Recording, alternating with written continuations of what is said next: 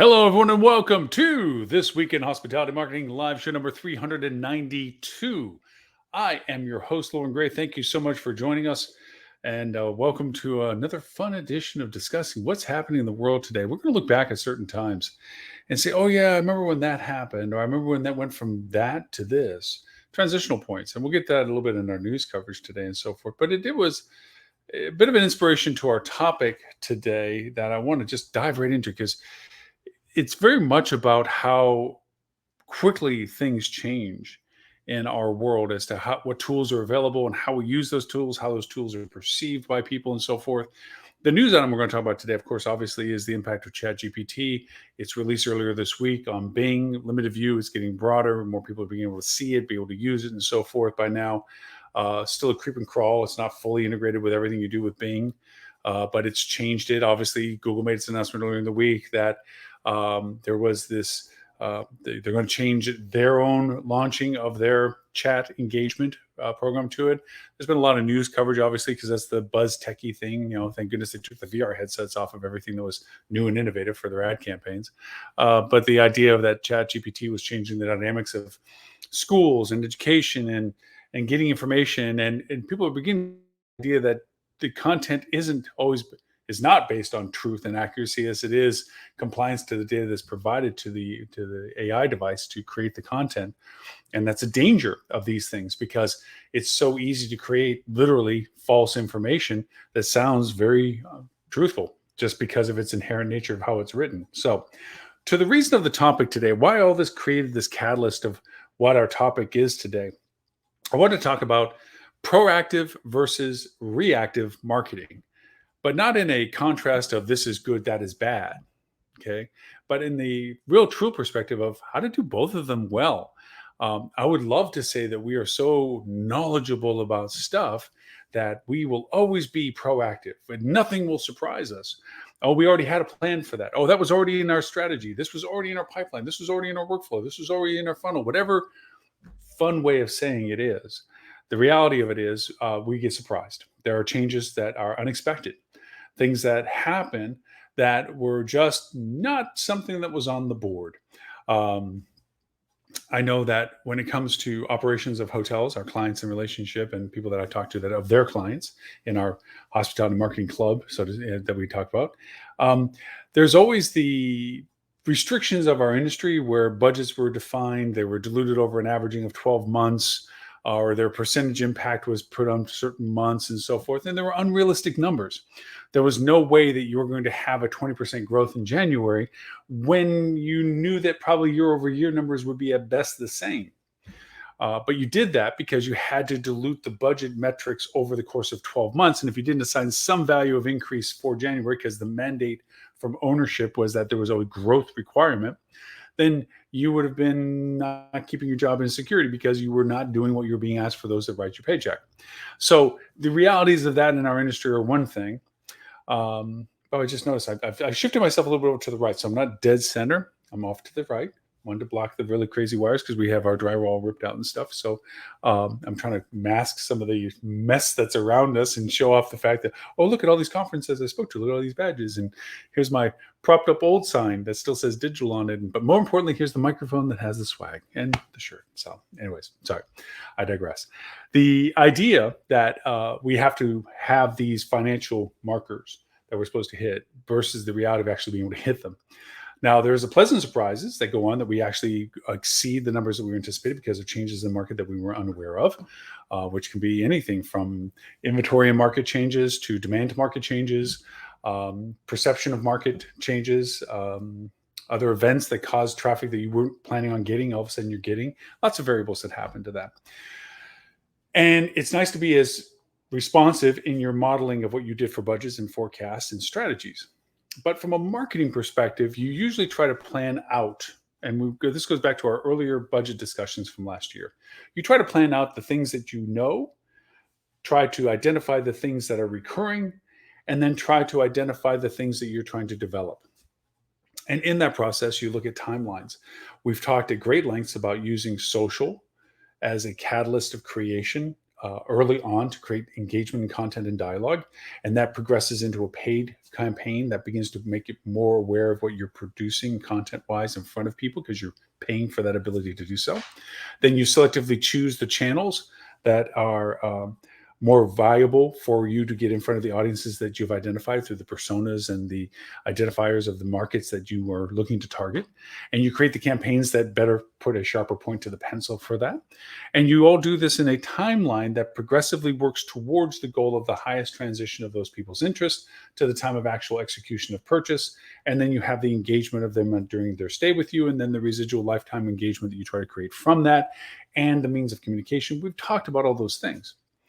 But I want to clarify it now from a different perspective of knowing about it and not knowing about it, being proactive about planning for it, and reactive of having to respond to something that was not anticipated or planned for. Marketing is slightly inflexible when it comes to which tools work best. In a proactive environment, let's take, for instance, an event that's in the latter part of the summer. You know the dates of the events themselves. You know historically what types of demand may have been to market, and you know historically your impact of interest on those people for coming for that event.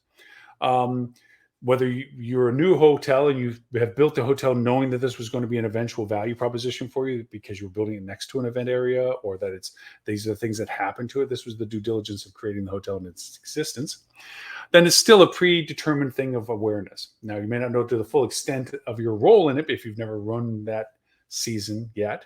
You haven't actually been a hotel when that event happened, but there's an anticipation that there's going to be a demand interest that you'll be able to fill. One of the causations of the investment of building the hotel. With that in mind, that or having lived through it, you know an anticipated business cycle. So you know a lot of information, where these people come from, when do they start looking for you. These are metrics that you can get into your analytics and look at and see when people begin to search for. Go to the history of what terms and keywords they used. What was their engagement with the ads and the information that you've provided back when the year before that. And given the circumstances of our past few years with COVID and lockdown and so forth, you're going to have to go farther back than historically you normally would have to get an average weighted mean of the impact of these types of events. This might be the first year that the event comes full circle the way it used to be before the lockdowns of COVID. It may have been a recurrence from one that was initially done last year when there was still the ability to have it last summer, when we were having the tsunami summer that we had last year, or the summer before that even. So there's ways to validate what you're planning and pre-planning, and proactively creating ad campaigns that maybe now you're creating content on your social platforms, talking about and sharing useful information about the event for people to become aware that you're a valued authoritative resource of knowledge and information that can be shared with people that are interested. That's going to get translated into small trickle campaigns, ad campaigns, where you're going to be sharing content with people that are searching for these. You're paying to be in front of these demographics. And that's eventually going to blossom into a larger paid campaign where you might begin to solicit offers of what you're offering during that event cycle. And because of that, you're getting early conversions. So you're getting compression of interest to know whether your rate strategies are on par. You're seeing what your competitive set is doing. You can voyeuristically look in, as we shared on tools on our podcast several times, the way to see what your competitors are doing in their paid campaigns and in their social campaigns to know whether or not you are augmenting your assets and exploiting their weaknesses. SWOT analysis.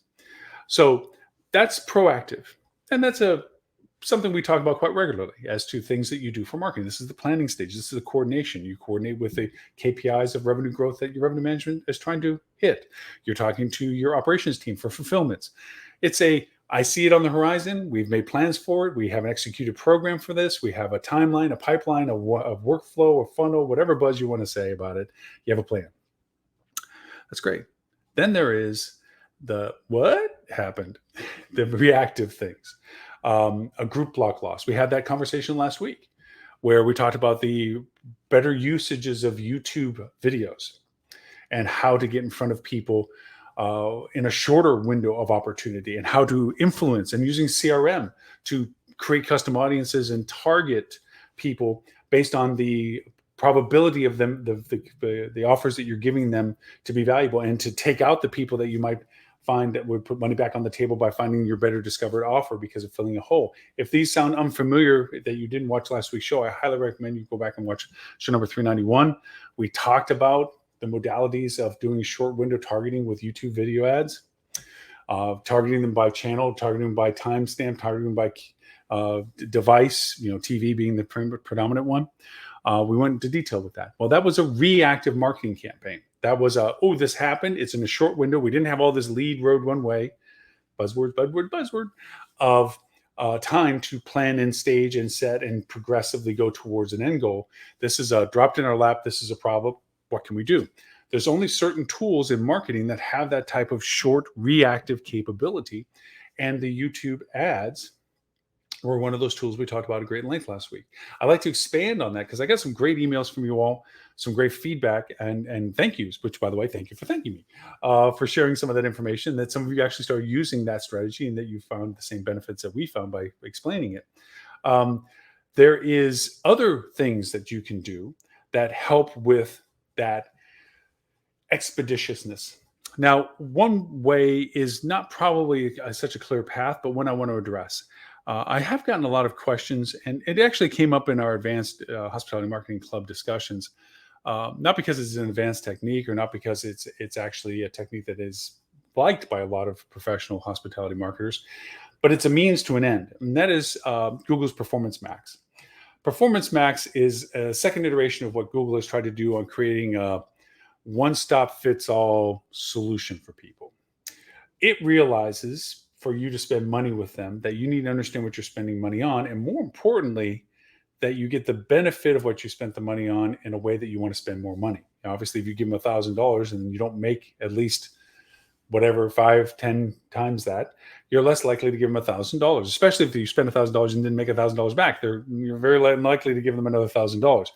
They realize a lot of that it has to do with familiarity of the platform, usability of the platform, and the education that goes along with it. So to make it easier for some people, they created, at first was the short and abbreviated ad assistant program that they had. That was a debacle because what it did was it locked campaigns in, and then because you made them, it wouldn't let you unlock them or shut them off. You had to fight with Google to stop doing the automations. Crazy. Then they tried to influence suggestions within those that made ad campaigns where they were like, well, hey, if you did this optimization, helpful guides to say how to make it better. Usually, unfortunately, what they usually always recommend is spend more money, which created a skepticism of whether or not they were getting good advice or not. Then the third was they started interjecting with all these third-party yahoos that were like, hi, I work for Google and I'm here to help you with your ad campaigns, when they were just ad hoc people that were thrown into on a call sheet to call down people that had Google ad lists to saying, I'm your custom ad administrator helper. And all they were, it was an intermediary to get a commission off of running your ad campaigns and jacking them up higher. So now we have Google's Performance Max. I do lend some merit to the Performance Max platform because of one major asset that it didn't do in all the other iterations I just whined about. And that was it included all of them, your display networks and your other variations of Google. I just say display network because it's one of the ones that is hardest to explain to people, hardest to get funding for, but also sometimes the most impactful because of its brand exposure. So this Performance Max basically says, hey, tell us what you're selling. Tell us a little bit about who you think is your best person to sell it to, and give us this much money. And then if you can give us some pictures and you can give us some statements, and if you give us some links, we'll make all your ads for you. We'll make all your videos for you. We'll make all your image ads for you. We'll give you all the ability to have all of our platforms get used for you that are applicable the way we see them, you to sell your product on our platform for you.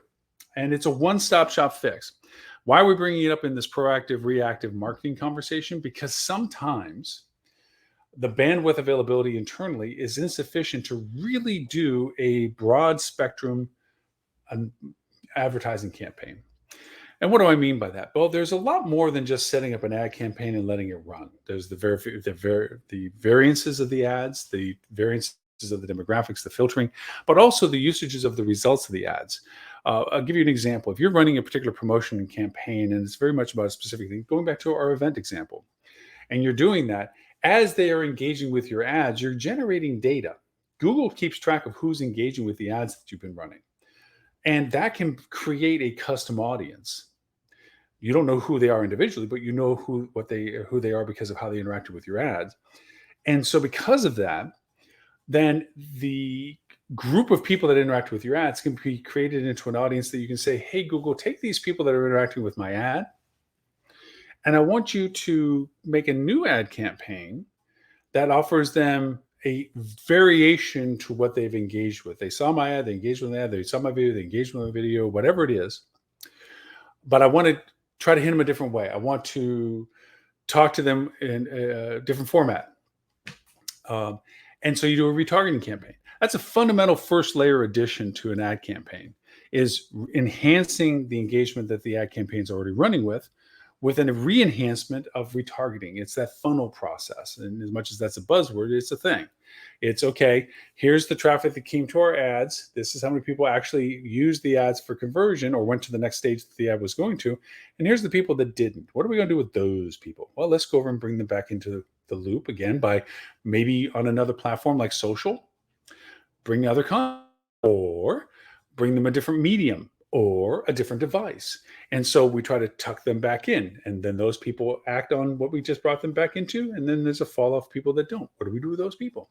And we bring them back in a different way. That's a funnel. It's like trying to get as much yieldable engagement out of the people that you interact with, which is probably the most succinct definition I have had of a funnel in a long time. I can remember that one. Note to self. Anyways, so with that comes the reactive. And there's certain tools that something like a Performance Max can help, because you can literally go in there, dump in some money, requalify what you're looking to do. And in a very short order, because Google wants to produce results, so you spend more money with them, you'll have a much more active, diversified campaign on this one-stop shop platform called Performance Max. It's a fast dump, is what I'm saying. It's like, oh, we got to do something now. Whoa, we got to do this, and then we got to do retargeting. We got to do all the stuff I just described with the funnel stuff. Takes time, takes energy, takes content, takes things to do, takes approval processes, takes a whole mess of stuff that by the time you actually get it slapped together, the event you're trying to shoehorn in for the short window that you've been given is probably passé or non-influential. With Performance Max, you can go say, hey, look, boom, here's some money, here's some basic stuff, here's some catches, here's some links, here's some content, here's some images we have. Go chug a mug it out. And it will. And it'll do pretty quick. Within 24 hours, you'll have campaigns running on all the platform stuff. It's fun and fast for that. Do I recommend it for all things? No, not at all.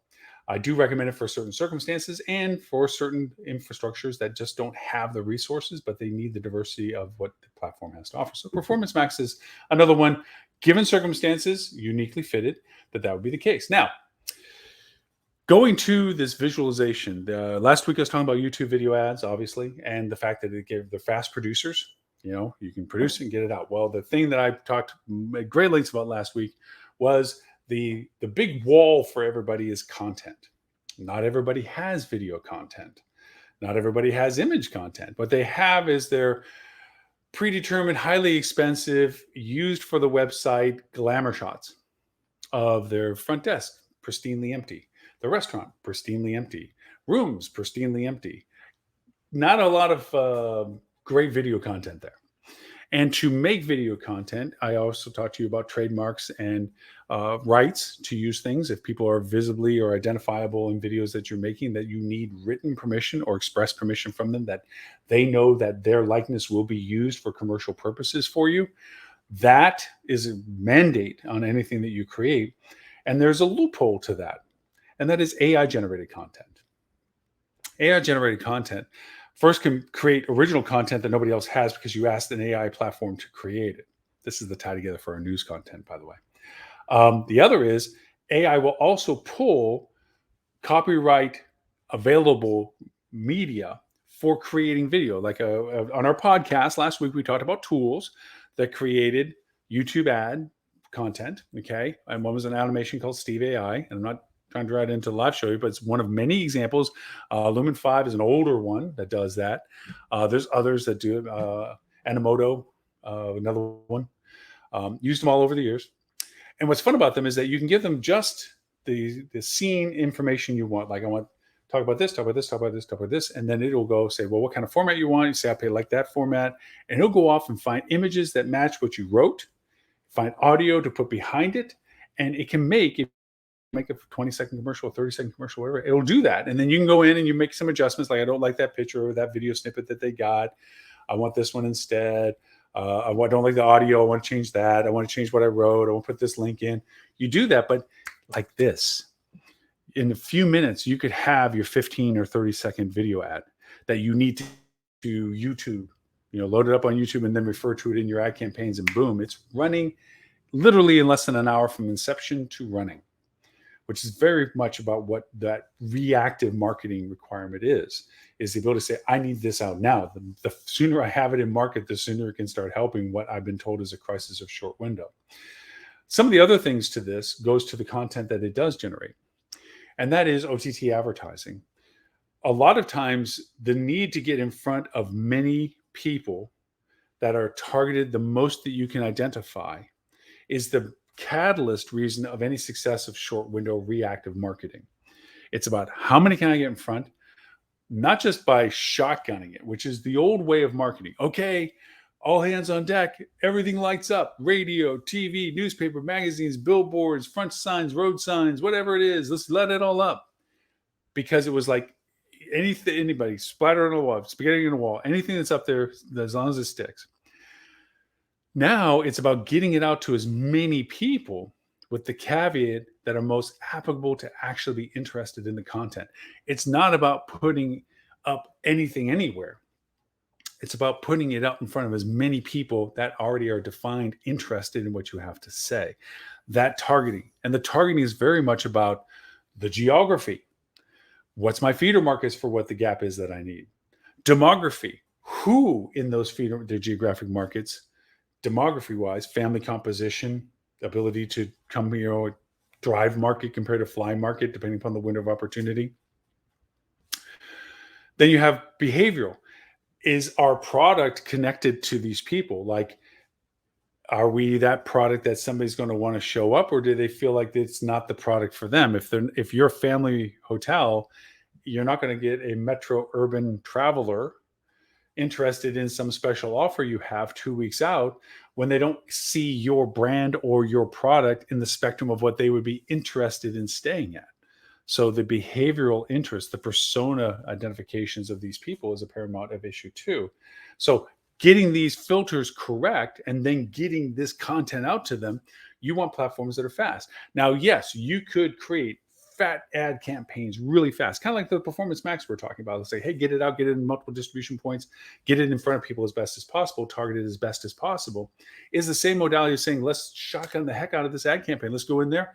And we do have off-the-shelf prepackaged emergency kits. Like, okay, we need these demographics, and we have them already defined. It's already campaign just paused off to the side. We just need to change the ad types, content, messaging, links, so forth. But the demographies are already locked and loaded. That's our spring locked and loaded. Great example of that is a little bit about a proactive ad campaign for wintertime for the South going to the North. When it's early November and you get the cold snaps going on in the North, but when the first real cold hits up North and it sticks, that's a trigger for ad campaigns that were already built for that time that get hit to the north of our feeder markets to drive people to say, hey, it's cold, it's warm down here, come on down, make your plans, make your strategies, it's holiday time, whatever. That's a pre-planned proactive marketing campaign that is similarly based to what you would set up as a in case of emergency campaign structure that sits dormant just waiting to plug in the messaging. And there's ones that you can have that. The better the agency, the better the planning, the better the diversity of campaigns. Are like, you know what, we have something for that. You know what, we're looking for these types of people, and we just need to define the audience to the drive or the fly or the feeder or the demo or the behavioral. Let's qualify that, confirm it. Content's genned, taglines are fast, headlines are fast, dynamic fields are fast, links we just have to drop. Let's fire it up and pump it in. That happens. Not everybody has that. So what you need is alternatives to that. And you need platforms that can get the most bang for the buck for the content that you have. And OTT advertising is the step up from YouTube advertising in the sense of rich media in front of a lot of people really fast that are demographically, geographically, behaviorally targeted to see your messaging. I'll give you an example, not to share the client by name, but there was a weekend opportunity for them that was just a few days away from when we launched this. It was a video ad for it. It only ran within a few miles of the place. It only ran for 48 hours. And it was only dedicated to watching YouTube on TV. So that's granular, granular, granular, granular, granular. Okay. Several thousand people saw that ad. Several hundreds, actually almost 1,000, saw the whole ad in its completion, which for anybody that does video ads, 100% viewer rate is that's the thing you're happy about. They watched the whole thing. It was interesting enough for not to skip by for the skip ads. Okay. 100% of people watched the whole ad. That's pretty crazy. And most of them, okay, over 76% of them watched over 80% of the video. And 100% of the video. So we saw a lot of people, and this was a very micro ad. I mean, it was only a handful of miles, like 3 miles most away from this location. And you could only see this ad if you watched YouTube on your TV, YouTube, the app on your TV, and only watched it on those 2 days we had it running. That's how crazy that targeted was. It was instantaneous. We were able to make the ads, launch the campaigns, get it all set up within a matter of hours before the weekend hit, and ran it and got those kind of numbers. That kind of responsive marketing is what we're talking about. These tools are very unique. It's not that you can't do that kind of stuff. Okay. It's just this stuff is the things that you need immediate availability for when those circumstances arise. Kind of like what we talked about last week with the group loss of a couple of weeks out that we talked about in the live show, and what we did for CRM and how we identified custom audiences and how we got the messaging out in front of these people for such a short window, with the success of selling out replacing and selling out the group loss that we had. These reactive marketings, nobody wants the knee-jerk marketing. Nobody wants that. What the heck crisis are we putting out now? Nobody wants that high-level RPM red line mentality all the time. You want the proactive marketings there. You want the strategies in place, the progressive, multi-dimensional ad campaigns for a variety of targeting, for a variety of efforts running concurrently. But for the times that you have reactive marketing, you need tools that work. YouTube video works. OTT advertisement works. Using tools as a shotgun, shove it in the breach, shoot it out, one-stop shop, Performance Max, Google stuff works. These are reactive tools that can function. Having pre-made, conceived crisis ad campaigns or mirror campaigns that you know are asimilar to hang on to, that says, wait a minute, that campaign structure, keeping good marketing logs to know how you set up a campaign structure with the filters you did for the purpose you did. Those logs I always tell you about keeping when you build stuff on the shows that I keep badgering people about. This is where you look and say, flip through the book, go, oh yeah, we have a campaign that's very similar to what we need. We just need to make a few changes. And of course, we have to put the route 10 and links in. Let's make the parameters work and shoot it out and get it out as fast as possible. That's strong reactive marketing to it too. So that was our topic today, discussing about how to do both proactive and reactive marketing well. I want to get to a news item because I think this week is one of those weeks, as I mentioned at the beginning of the show, that is a stepping stone week for us. I mentioned that Bing is rolling out their ChatGPT, enhanced ChatGPT, not the original one that had the 4 million variants, but now the one that's much larger, into their Bing results. At first, I was kind of always, first off, I always have an axe to grind about adjectives. I am always amazed in emails how many exclamation points get put in. The fact that even one gets used back, a few years ago was a thing. Now it's, if you don't do 3 or 4 after a sentence, you're not as excited as you should be. Awesome is an overused word. I overuse it even. Mind-blowing, unbelievable. If it's unbelievable, how can we believe it? I get frustrated with the overuse of adjectives. Nobody says good anymore. It always has to be great, phenomenal. We have to up our. For even people to think that we're interested or excited about something, we have to use these massive adjectives. So impression is a big thing of anything. Google is the 20 million ton gorilla when it comes to search and marketing. Bing was always the, should have done better, should have taken advantage of when Microsoft Internet Explorer was a thing before Google turned into a thing. They should have bought them. They should, Yahoo should have bought Google, Sergey, and whatever it is, they missed the window. And now they're underdog. And there's a few other variables outside of Bing, but it's usually just Bing, and then that's like 11 to 14% of all search query, and then the rest is pretty much lion's share Google. Google dominates, Google leads it. And then all of a sudden, this little, I wouldn't say upstart, it's not a little upstart. They spend a lot of money doing this. ChatGPT get the novelty interest of everybody. Now, good isn't good enough. It has to be great. ChatGPT, I mean, the people realized that they couldn't treat it like a search engine. It was really for creative content, for query explanations. It really wasn't about finding things. But it raised the big question about singular answers. The problem with singular answers, which is what Google says in its mission statement, if you ever read their mission statement, to be the ultimate assistant, digital assistant. That means that when you ask a question, you want an answer. Right now, when we ask Google a question, we get multiple possible answers. We get the best. No, not really. We get what they think is the best. Then we get what people pay to say is the best. And then we get what relevancy wise might be the best. And then somewhere along the way, the best is in there because Google doesn't truly know the absolute purity of what you're looking for. They've gotten incredibly capable of interpreting, and we've talked about the technologies, understanding the combination of the word usages and so forth, rather than just the word, which is why we don't use keywords as much anymore as we use intent. That's a big word now. But here comes along ChatGPT, and now there's a dialogue component where you're getting an answer as if somebody's answering you. The problem with it is that it's hard to translate that into a monetization. How can one person pay to have the best answer, or that what ChatGPT would give you as the best answer, when you need 10 people to pay for the option of maybe being the best answer? That's how the paid platform makes its money, is everybody's paying to be at least one of those options. So it's not widely like, oh, this is going to be the next thing.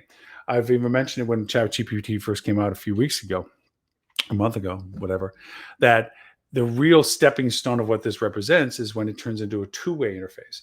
I ask something and it asks back the clarification so that I can respond. So it gives me the best result of what I'm asking. That's not where we are right now. I ask something and then it will tell me something. Well, this step for Bing putting in ChatGPT means that they're challenging the modality, the perception of search results. Google is responding, which I don't necessarily agree with because that's bringing them to the level of the response rather than staying to what they are. But in the world of what Google is, and I think Tim Peter pointed this out best, Google strives for every time you use it because the minute you use it and it doesn't do what you need it to do, you're going to look for an alternative. And that's really what's at play here. Is Bing is now saying that they have a potential alternative. It may not be in the same context, it may not be used in the same way, but it is an alternative angle on getting to where you want an answer from. And so for that reason, Google has to address expanding or clarifying. So they're going to be adding their thing. China's even doing theirs. Everybody's jumping up because it is amazingly accelerating right now. It's funny how we have as a mankind, as a species, we have the ability to solve anything we put our mind to. The idea is, why do we put our mind to it? Money is a driver for these things. More money gets into it, the faster things happen. The more opportunity for money to be made, the more interest in making it happen. And it's strange because money is a contrived notion on our part. And I'm trying to get existential or philosophical on this, but that's it. We have the propensity to do all this stuff. We had the propensity to go live on the moon 50 years ago. But it chooses that now is important enough to try, kind of thing. Same too with this. AI is evolving in front of our eyes. We're seeing this being used. It'll be used for good, and as all things are, as Tim Peter, because I'm in a Tim Peter quoting mood, when they invented the shipwreck. And it's true. I know he says it's not his quote. He quotes somebody else, but he's the one that made it famous for me. And so for that, there's going to be stumblings with this. There's going to be people that out of ignorance, willful disregard, whatever, are going to believe whatever's handed to them because it sounds truthful. It sounds the way they want it to be, so they believe it to be truthful because it's given to them. The caveat to all of this, and everyone's beginning to realize this, is that the AI creation content is based on the data that is provided. If that data is biased, if that data is inaccurate, it doesn't make a difference. It'll be produced from it. And so there's the buyer beware warning of, yes, the more we use this, the more likely it is that there's going to be a lot of dissemination of bad stuff. But to that end, the goodness of this is that it gives us another perspective of understanding what we want to learn from. And to that end, I think it's very interesting that Bing has made the bold step into it. I looked forward to seeing, because Google has been working with AI and has been using AI more than most people know, more than I know, more than, because they only declare levels of things when it's necessary. But AI has been used in search result discovery information for quite a while. It just isn't so much in front of people. This dialogue, this chat aspect of AI is a novelty that's garnered the momentum that it has. And so for that reason, Google is going to introduce its platform. That's a little bit like Skynet on the Terminator movies. It's a big club to squash a bug. It should be interesting how it gets used, how much it rolls out, what limitations are placed on it, and whether it's a full on, how can we monetize this to keep the momentum of interest in Google and not let the light shine too much on Bing. So that's my news thing. That's the part that I think is most intriguing. So with that, that's our news coverage to it. It's an evolving thing that's happened this week. It's only going to happen more next week. It's going to only happen more the week after that. We'll have more discussions about usabilities of ChatGPT. There's already tools that are integrating not only just ChatGPT, but Reflective. Now that I said the word, I can't say it right. Reflective, respect. There's another AI I use, because with an R. I'm so sorry. I literally said the wrong word and I can't get it out of my head. But there are other AIs out there, and more platforms of usability are also out there. And you're going to see them more and more integrated into platforms you're already using because of the value proposition they can provide. So there you go. So thank you so very much for your attention. As always, whether you watch us on Facebook, LinkedIn, Twitter, YouTube, Twitch, our TV channel, which is also on Roku, Google, Amazon, and Apple. I thank you all for watching us live. And of course, if you play this back in recorded fashion, hopefully there was great value and merit for this. We always do recast our shows at 11:30 a.m. Sydney, Australian time, 11:30 a.m. Wednesday, London, EU time, England time. So that way it's a little more comfortable for some of the time zones. Although that being said, as I look, there's always those of you that watch me from around the world. We're in 39 countries right now. Thank you so much for that. And then casted 209 on the TV channel. So I know we're in more places than I probably even have record of. So with that, my name is Loren Gray. I thank you for the privilege of your time and look forward to talking to you next week.